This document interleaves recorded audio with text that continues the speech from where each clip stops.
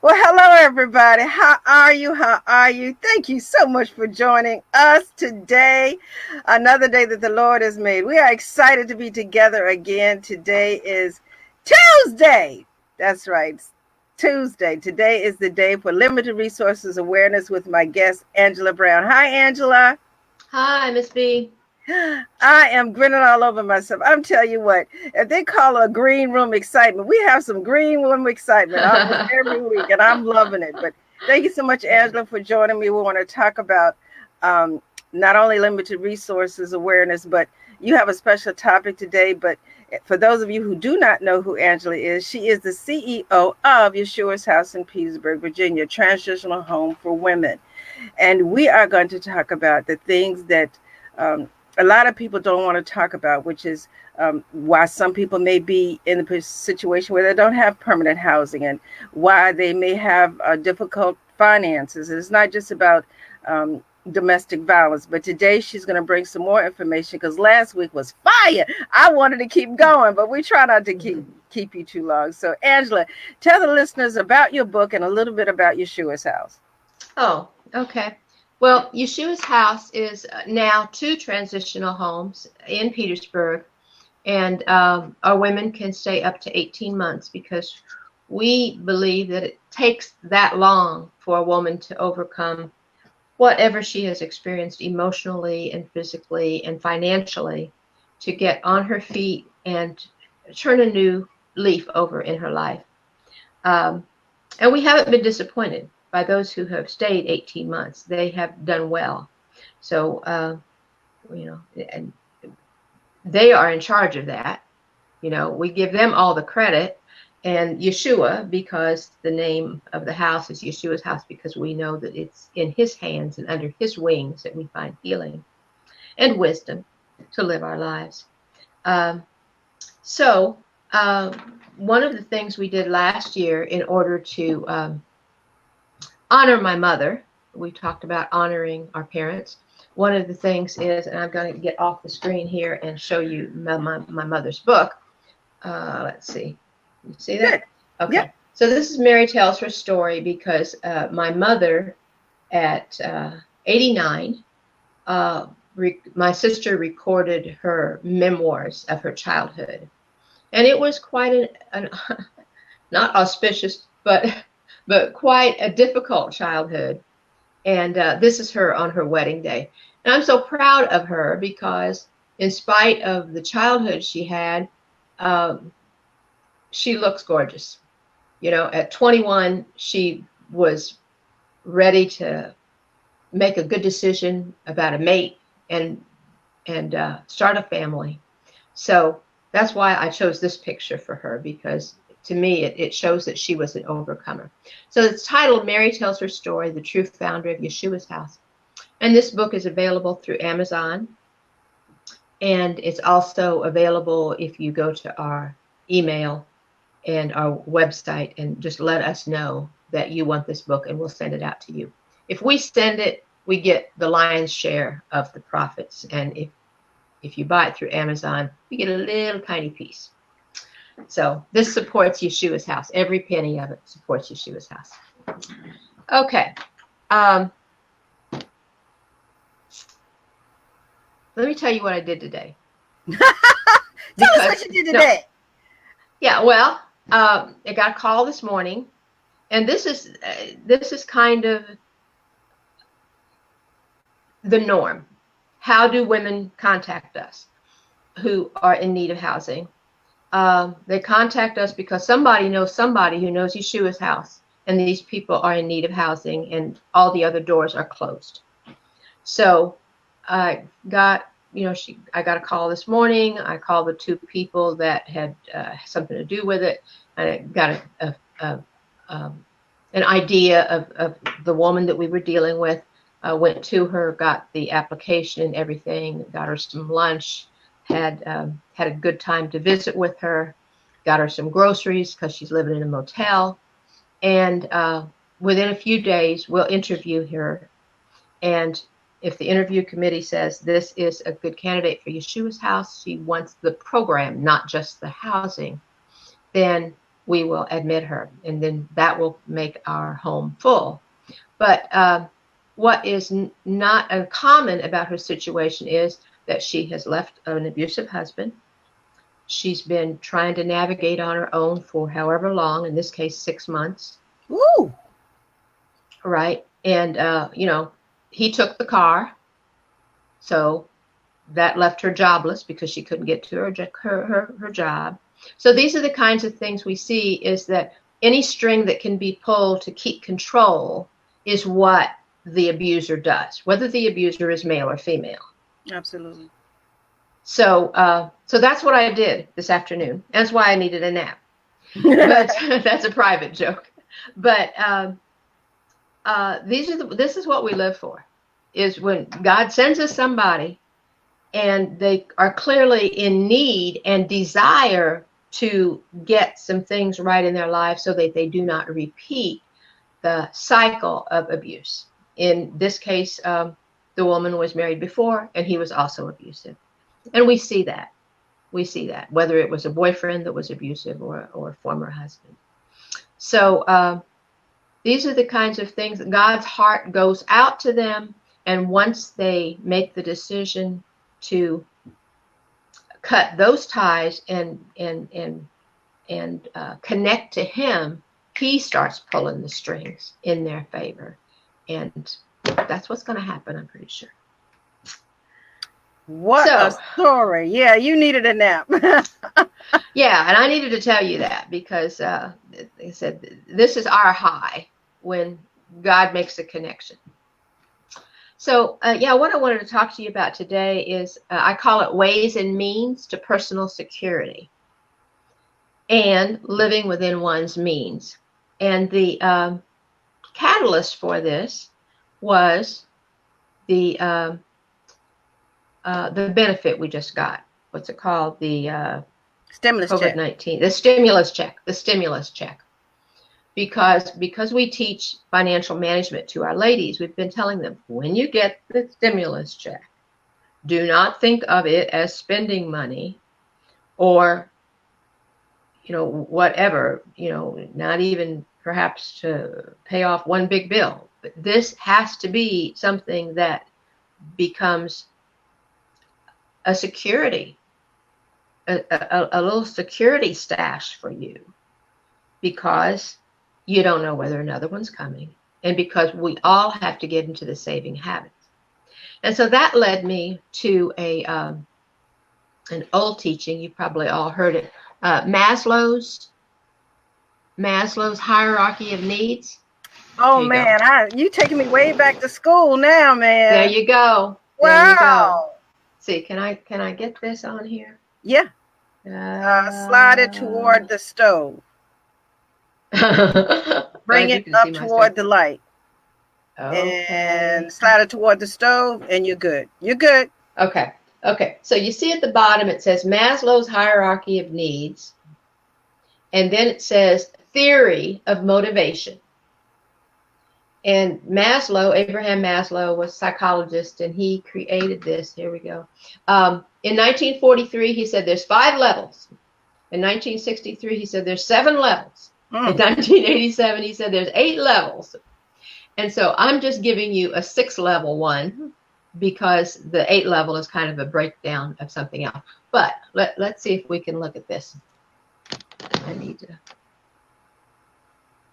You sure you can see that? Because I'm not seeing it very well. That's good. Stop. Okay. You see at the bottom, you have on the far left.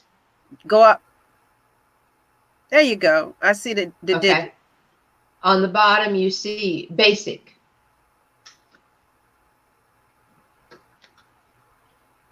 That's not good. There you go. At the bottom, you see basic, and there's 2 of them.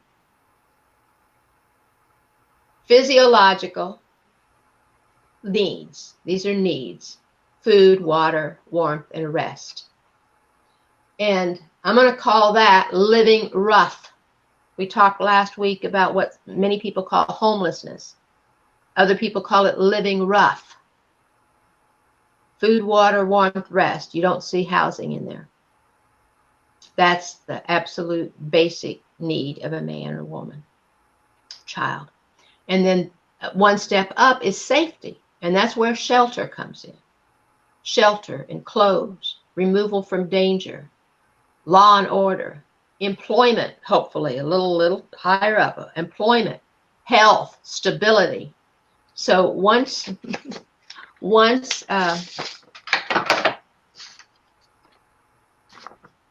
that better? That's fine. Yeah, okay. Once the shelter is in place, these other things can begin to manifest, right?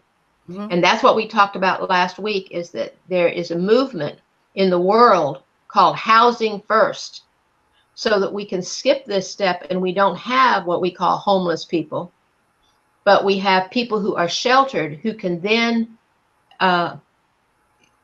try to meet their needs of law and order and employment and health and stability. Okay. Okay. So that would take us to step 2 and out of the basic and into the psychological needs being met. So love and belonging is what Maslow said is the first one. Affection, intimacy, family, and friends. If you have ever dealt with people who have been without a home for a long time, they very likely have great problems with trust. Right? Yeah. And without trust, it's hard. It's hard for them to work with an agency and get their needs met, to work with an individual, whether it's a counselor or a skills, I don't know what they call them, but yeah, somebody who says, okay, well, you need certain skills, and this person is this master of skills, and they'll help you. It's hard.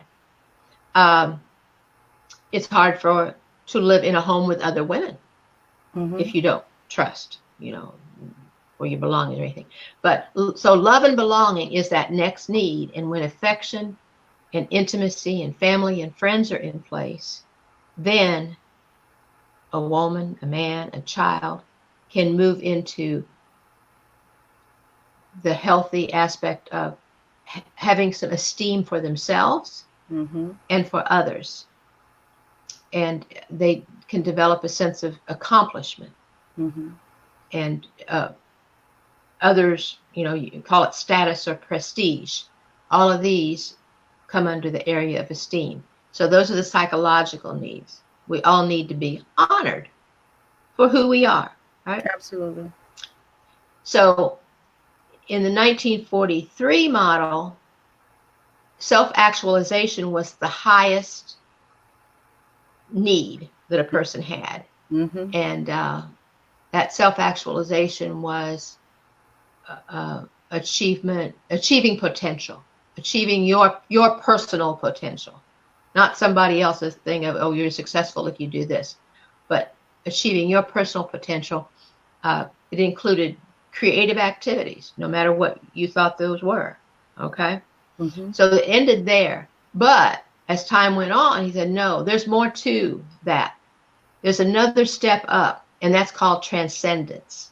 And transcendence is when you are, I'm going to say self-actualization is when you're true to yourself. But transcendence is when you're living above your concerns for yourself. It's not just about you. You're living above your concerns for yourself. Your life has purpose and meaning. Your morality level is above that of others. You live a life of spontaneity because you're sure of what you are to be doing. So that's the ultimate on this scale of self-fulfillment, transcendence. And I want to hang out there a minute because that's where, no matter what your income, no matter what your prestige level, if you reach the stage of transcendence, you can live within your means because you're not looking at other people to validate you. a lot of the reason we don't live within our means is because we're competing with somebody. We want to make an impression on somebody else. So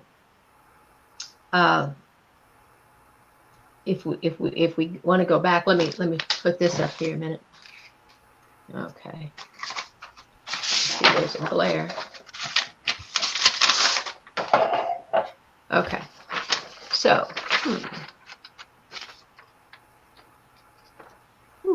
Okay. So, you're living rough when you're on the street. You might move up to living compromised. You might be living with somebody else, not because you want to, but because they have a roof.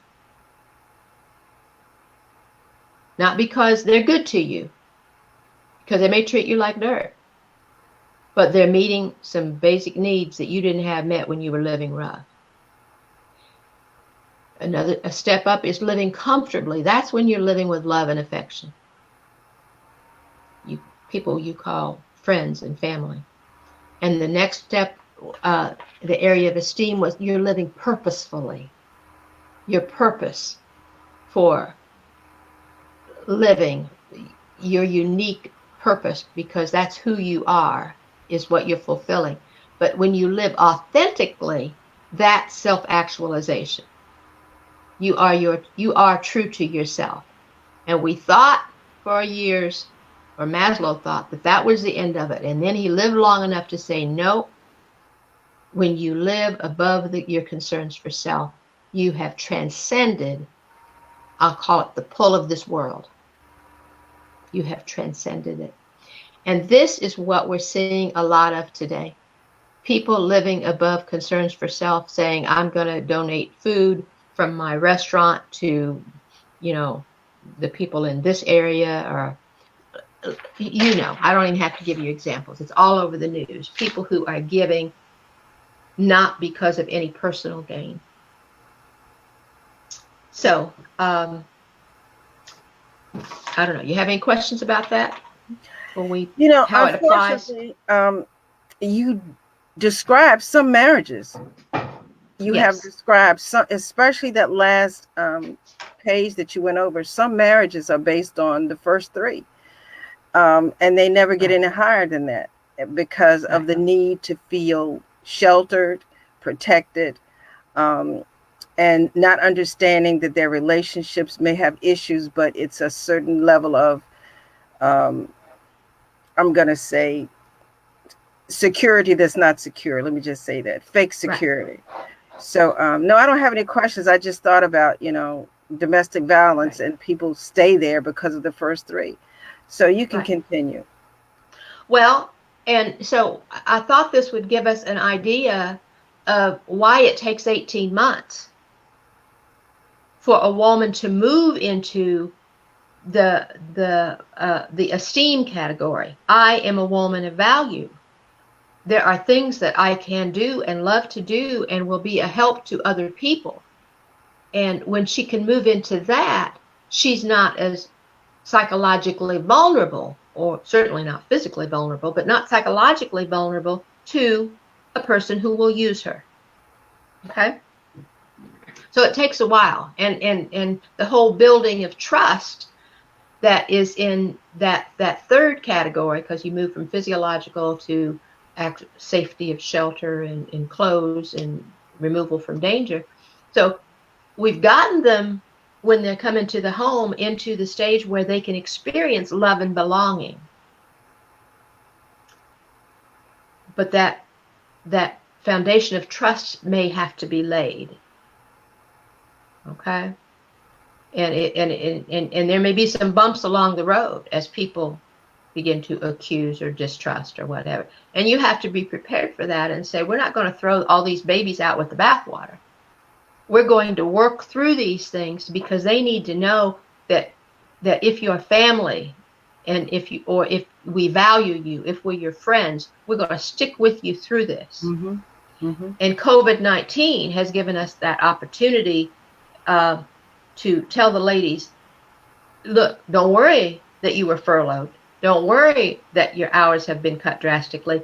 We're going to go through this together. And I think we've seen a speeding up of the trust level, because the COVID-19 has shown them that, well, we are who we say we are. It's not just words. Beautiful, beautiful. I just want to say right now, ladies and gentlemen, whether you're listening to this as a podcast on our global platform, locally on Facebook, um, not just Yeshua's House, but all of these individuals who have put their lives out there to support situations such as this, please consider sowing a seed. Yeshua's House offers you the opportunity to buy her mom's memoir in exchange for the donation, and she gets, like she said, the lion's share. But if you just buy the book, you're donating to Yeshua's House. But anything monetarily that you feel that you can sow a seed into, I guess you want them to email you or message you. How do you want them to get in contact with you about if they can go to the website, which is yeshuashouse.net, all the information is there, so they can call or text or email, and we can get the book to them, whether we have to mail it to wherever, or what about just whether donations? we get it. If they don't want a book, they just donations for absolutely. Cash App, right? Cash App is great. PayPal is second best. And in our mailbox at Post Office Box 143, Petersburg, Virginia 23804 is good too. She'll put her contact information at the bottom in the comment section. I just wanted to put that out there because sometimes, we go through things and then we forget. We don't look back. Think about the times that you had to have help from someone, and now you're doing okay. It could be you again, because there are a lot of people who go through this a second and third time. So, and we all understand that people are being furloughed and times are hard, but $5, $10, $15 can help. A gift card, anything can help, because remember when you were there. And I'm speaking to those who have been through this situation. Don't forget your sisters and brothers who are out there who are in need. It's okay to say I've arrived, but don't forget where you came from. So that message is especially for all of you, especially for those who don't think, I'll never go back there again. You just never know what's going to happen. All of us are not only one paycheck away from maybe being homeless, but just one situation away. You got a lot of people who are being hospitalized because of the virus, and you got medical bills, and you got a lot of things going on. And be like, oh, I thought I had everything in place, but now look, the main breadwinner is in the hospital. Oh no, the main breadwinner is gone, and I thought I had life insurance, and all he has is burial insurance. I thought I had my mortgage covered, but all I have is a mortgage. I don't have mortgage insurance. And there's a lot of things that could just throw you into the situation. Well, you'll be contacting people such as Angela Brown. So don't think that you can't go there. So Angela, I just had to throw that in there. Every now and then I get on my little bandwagon and want to say something, but go ahead and continue. Well, that brings up the point that we don't just climb up the scale on this theory of needs. It's also, unfortunately, possible to move down the scale and get right back to where you're just concerned about your safety. The part of, I said this was ways and means to personal security and living within one's means. The foundation of personal security needs to be the rock that doesn't change. And that rock is the Lord God. So if you have that, you can even weather 6 months in motels, because you determined you're not going to go back to an abusive husband. That's a situation I came to this morning. She has weathered 6 months because she knows that it's better to be in physical want than to be in psychological need, to be used and abused. So I always commend ladies who do this, because they have shown that their values are in the right place, and they value themselves enough and they value the other person enough, because you're doing the other person a favor when you don't allow them to abuse you. You become an enabler when you do allow them to abuse you. When you walk away, they have to think twice about whether or not this is a habit that they continue. You know, when we think about enabling, a lot of people don't understand when they say things like, I know he loves me, he just has issues. I know she loves me, he just has issues. They came from a terrible background. I just got to be patient. You know, I think as a survivor myself, and so many of my family members having unhealthy relationships, one of the things that I did not like was people giving other people advice by using scripture. Divorce. You can't divorce. You got to stay with them. Just stay with them. It's all right. It's better to have a half a man than no man. It's better to have a half a, the scripture said divorce is not good. You can only have one husband. And, that was one of the things. And a lot of the family members that I was exposed to, they stayed and I didn't. And that was not cool. But I prayed. And I said, Lord, if this was meant to be, then you're going to show me a way to stay in it. And if not, you're going to show me a way to get out of it. I did not marry with his sanction. I got married for the wrong reasons. And therefore, the wrong reasons controlled the climate of the marriage. So we have to understand sometimes our choices create the consequences. And then we want to justify them either by other people's opinions, a level of comfortability, or using scripture. So, Angela, I know I've taken you off topic, so I just wanted to say that, but no, we're not off topic at all. Okay. So what was the rest of your message? I'm sorry. Well, I'm just going to piggyback on what you said. I used to think that, God hates divorce. I heard a lot of that. But when I discovered what God says marriage is, I know that a lot of what we call marriage is not marriage.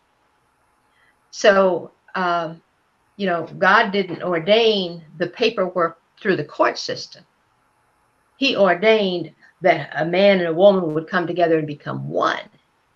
And if one is not allowing the other one to become who he or she is supposed to be, they will never become one.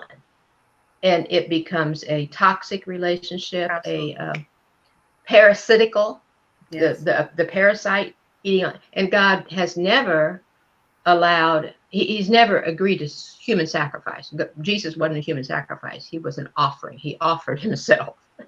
Okay. But God doesn't sacrifice one partner on the altar of marriage so that the other can be satisfied. Absolutely. Absolutely. And that doesn't do anything for his, for people honoring who he is when they see two people who are supposedly together just because God hates divorce, when actually God hates the way they're treating each other, or one is treating the other. Absolutely. And as we come to a close of our 30-minute session, I just want to say that again, I don't feed you anything I don't eat. And I believe in Angela Brown and the Yeshua's House. I believe in their ministry. And I believe that for such a time as this, when things are critical financially, we need to understand that you don't have to stay in bondage. And don't let other people's opinion of how you handle your relationship influence whether you stay or go. Don't think that you are going to be alone. You can do things and be prepared and let people know, I'm going to leave.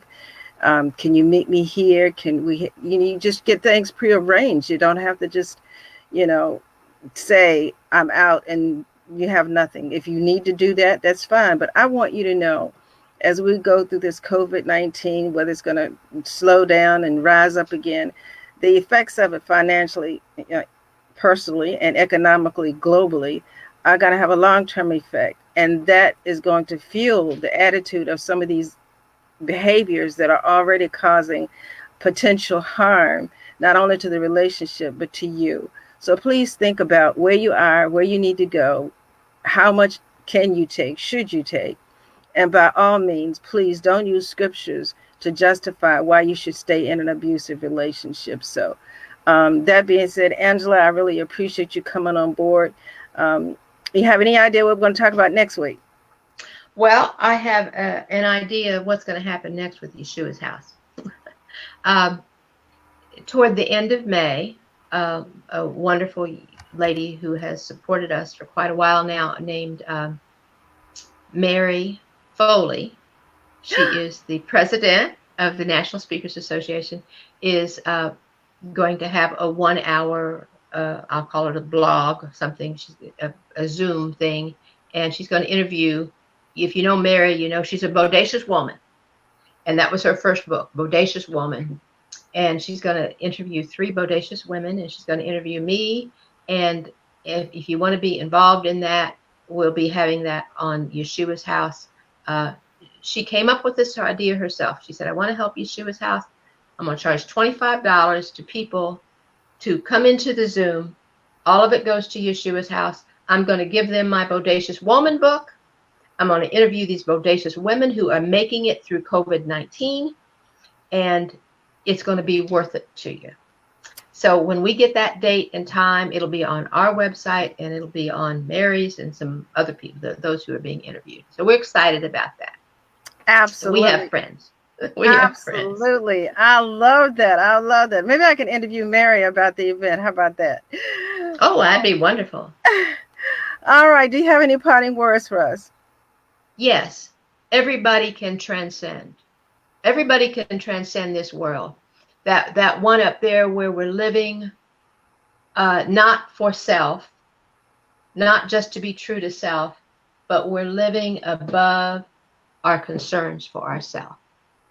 We know enough about we're okay that we can live for other people and not even feel bad about it. Not even feel like we've sacrificed something, because it's going to be all good. So I leave you with that word. Let's transcend this world, which will drag us down every time.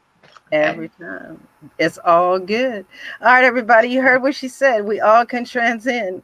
It's going to be all good. Thank you so much for joining me. This is Ms. B, Positively Ms. B, with Storm Talk 365, limited resource awareness, right here on Facebook Live every second Tuesday, right? Where are we? No, the first Tuesday of every month, live at 5 p.m. The podcast airs the following Tuesday, but right now we want to invite you to join us the first Tuesday of every month at 5 p.m. East Coast time on Limited Resources Awareness, where I'm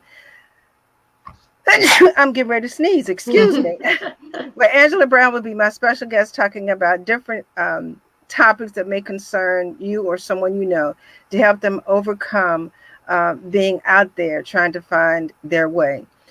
www.stormtalk365radio.com and www.stormradio247.com is a strong support of Yeshua's House. Please consider sowing a seed. If you're not really sure how to do it, just find her on Facebook on the Yeshua's House, or find her at yeshuashouse.net.